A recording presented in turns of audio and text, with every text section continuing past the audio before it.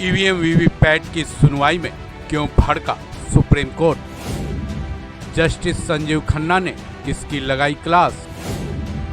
EVM के फैसले की समीक्षा याचिका पर सुप्रीम कोर्ट का क्या फैसला।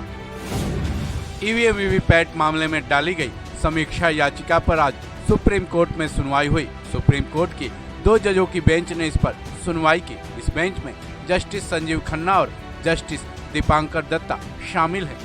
ईवीएम वीवीपैट की इस समीक्षा याचिका पर सुनवाई करते वक्त सुप्रीम कोर्ट के जज जस्टिस संजीव खन्ना भड़क उठे।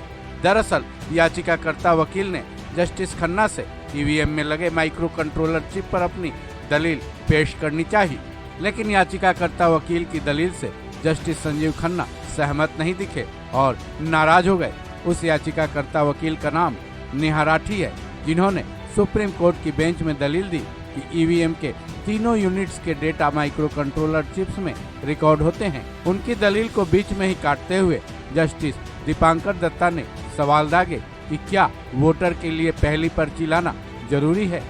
वोटर को तो केवल 17A पर साइन करना है और 7 सेकंड तक वो वीवीपैट में अपनी पर्ची को देख सकता है। जस्टिस दीपांकर दत्ता के बाद जस्टिस संजीव खन्ना ने याचिकाकर्ता वकील नेहा राठी पर भड़कते हुए कहा कि क्या आपने हमारा फैसला नहीं पढ़ा है। मतदान अधिकारी को ये पता नहीं चल पाएगा कि वोटर ने वोट किसे किया है, वो तो केवल कुल वोट्स की संख्या ही जान सकता है।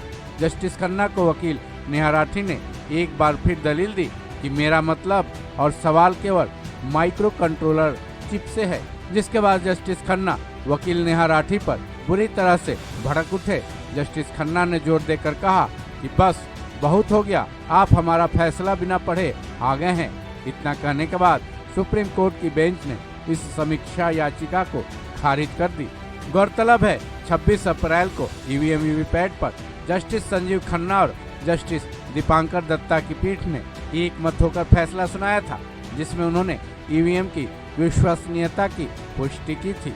साथ ही स्वतंत्र और निष्पक्ष चुनाव के लिए चुनाव आयोग को नसीहत भी दी थी।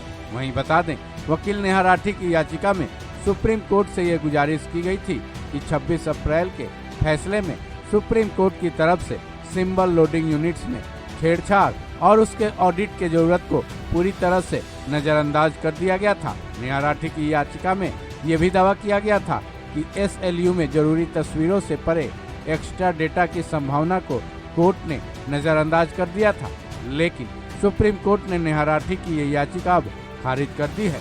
इस खबर में बस इतना ही। बाकी अपडेट्स के लिए जुड़े रहें वन इंडिया हिंदी के साथ।